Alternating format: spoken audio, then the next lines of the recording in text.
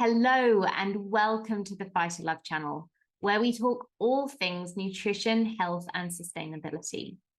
I'm Camilla, naturopath and co-founder of PhytoLove, a company dedicated to bringing only the most innovative and sustainable plant-based solutions to the Australian and New Zealand markets.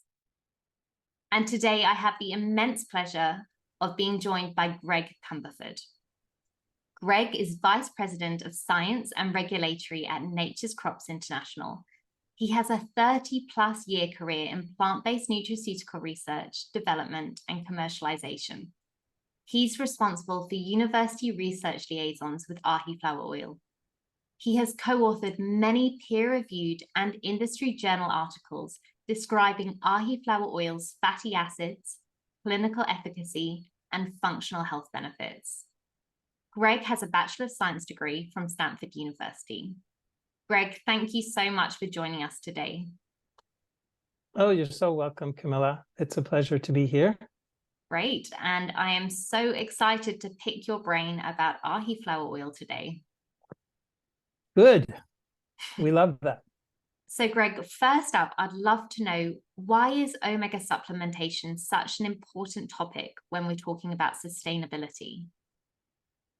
Well, it's a really good question and a really good starting point.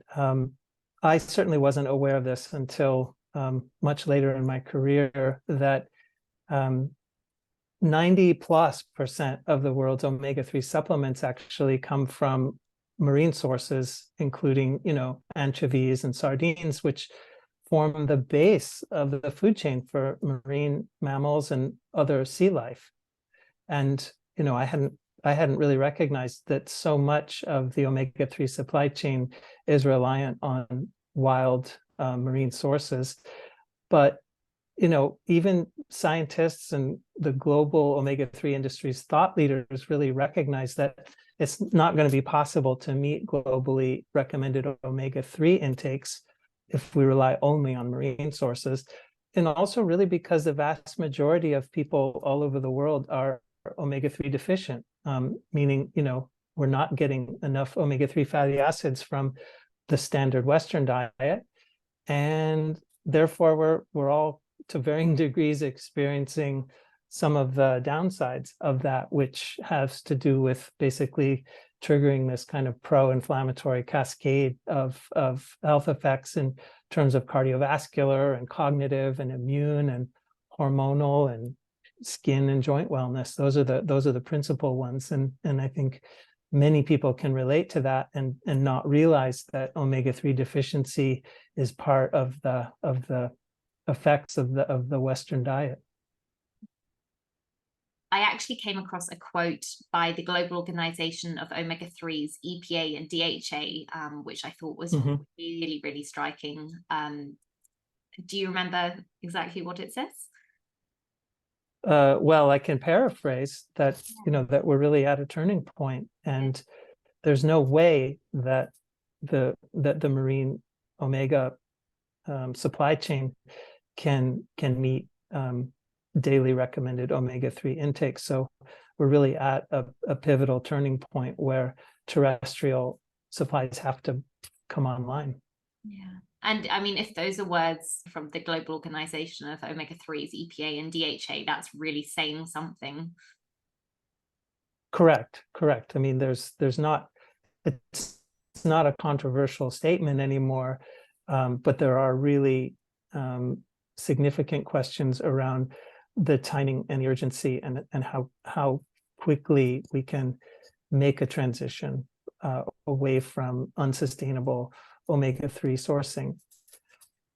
So tell me what excites you about Ahiflower.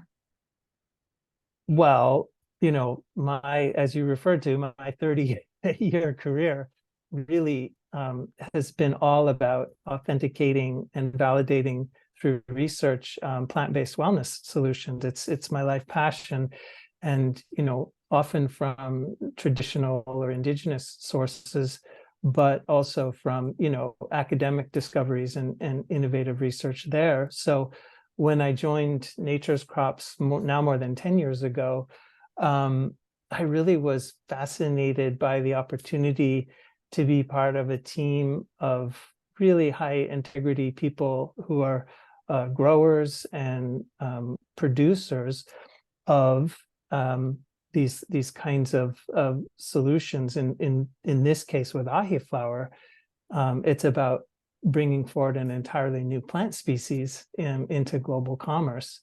And this is one that I sincerely believe has the prospect of shifting omega-3 demand to much more regenerative sources.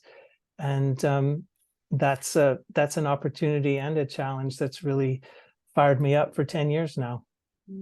It's so exciting. I have to say, from my personal experience working with nature's crops, it really is very, very evident to me that it really is a team of very passionate people with a huge amount of integrity. So it's such a pleasure to work alongside people with those values. Thank you. And Greg, what are the most common misconceptions people have when it comes to Ahiflower regarding its adequacy as an omega source? Well, I think the first one is just familiarity. We're still in the early years of Ahiflower becoming available. So the most common thing is that people haven't heard of it yet. But of course, that's changing.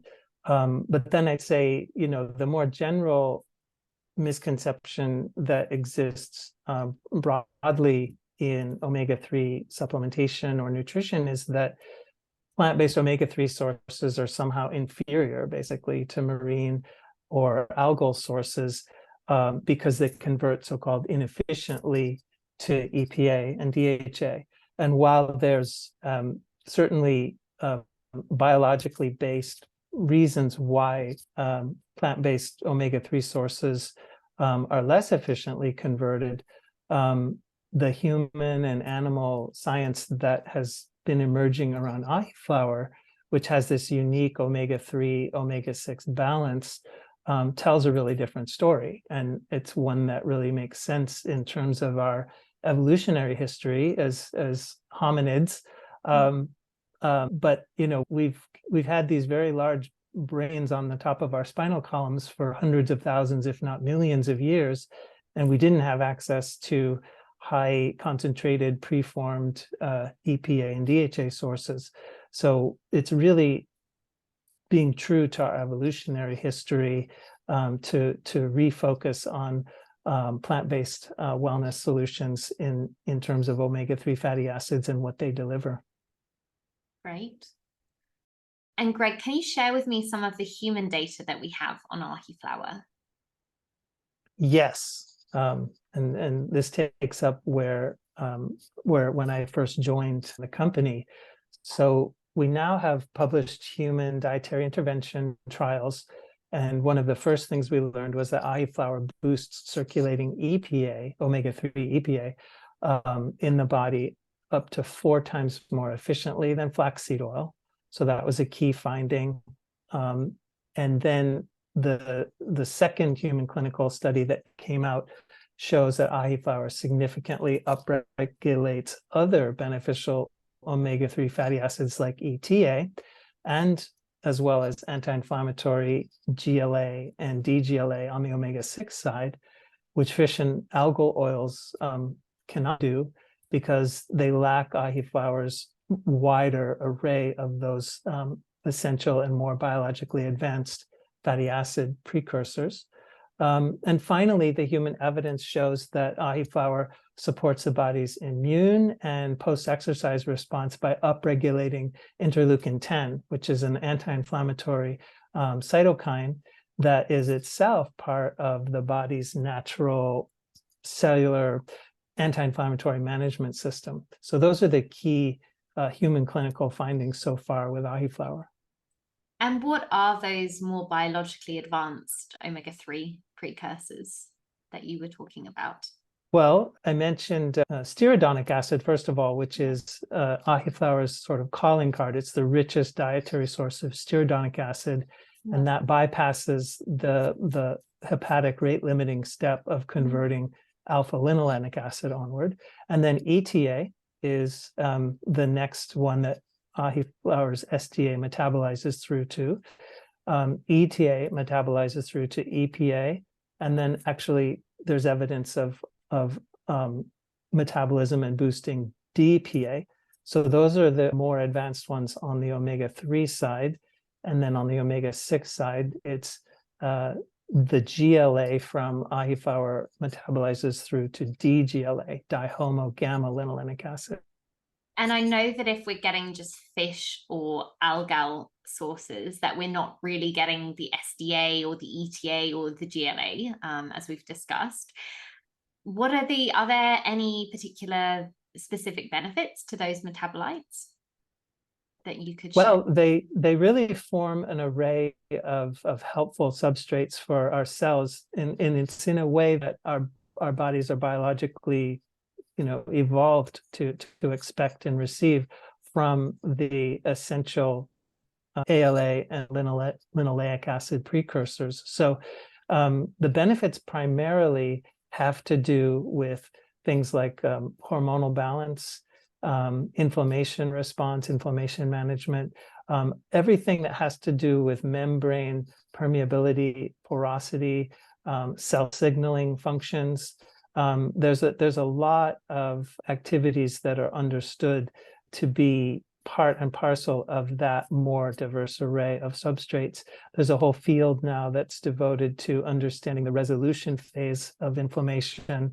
And there's been a whole range of discoveries over the last decade or so in what are called pro-resolving mediators, that have to do with how the body resolves inflammation on the backside of immune challenge or intentional inflammation in the form of things like acute exercise and things like that. Amazing. That's so interesting. So a lot of people would be asking, why don't we just supplement with fish or algae? Well, if you're a vegetarian or a vegan, supplementing with marine omegas is really not an option. It's not really possible. But it's not really desirable for people who are becoming more mindful about sustainability in sourcing nutrition generally. And I feel like everyone at this point ought to be concerned about that when it comes to ocean health and the core sustainability of the way that the oceans affect all life on Earth. And there are also many justified concerns in terms of marine omega-3 sources bioaccumulating toxins like heavy metals and PCBs. So why go there if you don't have to? And then in terms of algal sources, for their part, they're primarily only offering omega-3 DHA, and that really is only then providing the body only that omega-3, and outside of prenatal and neonatal uses where DHA is clearly warranted because you're building a brain, people don't necessarily need to be taking in high gram amounts of DHA to support key tissue function like the brain or the liver. I have, though, heard health practitioners kind of, when you bring up that it really that the algal only really contains much of the DHA, they'll say, but it retroconverts. Yeah, well, that's actually a misconception, and researchers have really been able to show over the last several years that the so-called retroconversion, if it's happening at all, is actually not due to retroconversion. It's due to slowing down the body's innate ability to metabolize and elongate the precursor fatty acids. So you're seeing a kind of pooling of EPA, which is the metabolic precursor to both DPA and DHA. You're seeing a kind of a pooling effect that's coming because the DHA is inhibiting that pathway. So we really are then missing out on all of those shorter chain metabolites if we're only supplementing with algal sources then. Right. You're sort of denying the body the normal metabolic pathway that our cells are accustomed to. Yeah. Now, I want to to reinforce, though, that when we're talking about the challenges of building a brain, which is true for prenatal and immediate neonatal uses, like through breastfeeding, then it is absolutely helpful and warranted. But for most of the population of healthy adults, that's no longer the sort of metabolic priority. Yeah, that's exactly how I prescribe omegas in my clinical practice now. I will always prescribe Ahiflower to everyone, but it will only be those who are pregnant or breastfeeding that I will additionally prescribe an Algal DHA to on top of that, actually. Yeah, no. And really another reason, which is a key factor for many people, is just that with fish and algal sources, there are oftentimes a lot of sort of off tastes and aromas and fishy burps and things, and from a patient compliance standpoint, that does become an issue if you recommend something that someone really doesn't want to take. And Ahiflower avoids that nicely because it's got a very clean, sort of neutral taste and a clean finish. Yeah, I remember that back from when I used to eat fish. I actually loved the taste of fish, but I remember having fish oil and oh, so hard to swallow. It's just, pretty much impalatable. Yeah, yeah. So can Ahiflower really provide us with DHA? Yeah, the secret is that with Ahiflower oil, healthy normal adults can really efficiently make all the DHA they need for optimal wellness. And while Ahiflower is not itself a direct dietary source of DHA, all the science we have to date so far points to Ahiflower forming as much DHA as needed to support healthy brain tissue function. And it's because the research that has been done by some of the world's leading brain lipid researchers is showing that the amount of DHA that actually biosynthesizes and is used in the brain is at sort of single milligram quantities per day. So Ahiflower is going to be fluxing through from its very rich ALA SDA combination to providing all the DHA that's actually needed. Great. And I should mention, to that question, there's also an important global research conference that's happening this summer, where one of our researchers at the University of Toronto, Professor Adam Etherall, is going to be presenting the latest data showing that Ahiflower converts through to key, in this case, brain tissue DHA and to liver DHA about 80 to 90% as efficiently as pure marine DHA. So it really is showing that physiologically there's no real hindrance or deficit in terms of Ahiflower's ability to be metabolized through to DHA in the tissues that we typically think of as being the most important for accruing of DHA. That's fantastic. Great news. And you've spoken a little bit about the research that we have on Ahiflower so far. What further research would you like to see? Well, I would still love to see more human dietary intervention research. So, for example, one that compares Ahiflower oil's impacts on omega-3 status in vegans that controls for background linoleic acid intake, I think would be really interesting, because it sort of gets to answers about the innate omega-3 bioconversion. If you're working from only a plant-based source and you can control for the sort of wash of commodity linoleic acid, which is so common in the Western diet, if you can control for that, you could actually then see among native vegan non-fish, non-meat consumers, you could see the results there. That would be really interesting. And I think it would be also really good if we could look at some more functional sort of endpoints in humans that pertain to the benefits that Ahiflower would have in things like immune response or hormonal balance or skin protection, gut-brain axis modification, because that kind of gets to need states that people are clearly concerned about. And so I think if we can achieve those kinds of benefits from a regeneratively grown source like Ahiflower, that would be really beneficial. Definitely, for personal health and for planetary, of course. Greg, you're at the forefront of Ahiflower. What's on the horizon? Mm-hmm.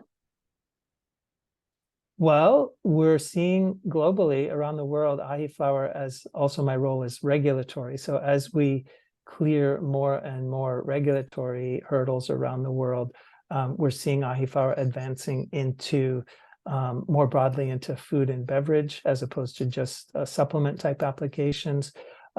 We're seeing also Ahiflower's use more broadly in companion animals. So we have Ahiflower now and being given to horses in equine supplementation, both in the United States and in Europe broadly through Purina and Pavo as brand partners. And then we're seeing, because of Ahiflower's unique SDA-GLA composition as well, we're seeing uptake now in topical skincare. So Ahiflower has evidence of boosting moisturization and skin smoothness and having an anti-inflammatory pro-collagen synthesis effect. So we're seeing some uptake there, and that's really exciting. So that's something that's happening. And then also on the horizon, I think is, as people experience more of Ahiflower's kind of vitality enhancing effects, it's going to trigger more innovation in terms of delivery systems, in terms of the ways that Ahiflower is formulated with and presented. And that includes combining Ahiflower into, functional presentations with other mostly plant-based actives. And so there's a lot of innovation that I think will happen there, including just using Ahiflower as a kind of functional carrier or functional active to boost the effects of other plant-based phytoconstituents. So that's what's on the horizon. How exciting. I think that's one of the best things about Ahiflower, on top of its superior environmental and health properties, just the fact that it even comes in a powder as well as an oil. It's been shown to increase the survival of probiotics up to 2 times into the small intestine. It's just such a flexible oil. And I read it wasn't a case study as such, but a practitioner sharing her clinical insights, a medical doctor in America, and she was, detailing all of the uses, how she combines Ahiflower with different cannabinoids for different endpoints. So it's just such an incredibly versatile and exciting product. It really is. And when you think about the pivotal role that the gut microbiome plays in the generation of all kinds of neurotransmitters and all kinds of hormonal responses, if you're supplying through food intakes, if you're supplying those gut microbiome species with this richer array of metabolites, and also rebalancing the omega-3 to omega-6 ratio, and we know boosting interleukin-10, part of the body's natural anti-inflammatory response mechanism, why wouldn't you see a range of other beneficial effects, especially in these more sort of complex etiologies that have to do with gut-brain axis effects that affect mood, that affect sleep, that affect anxiety. All of those areas stand to benefit.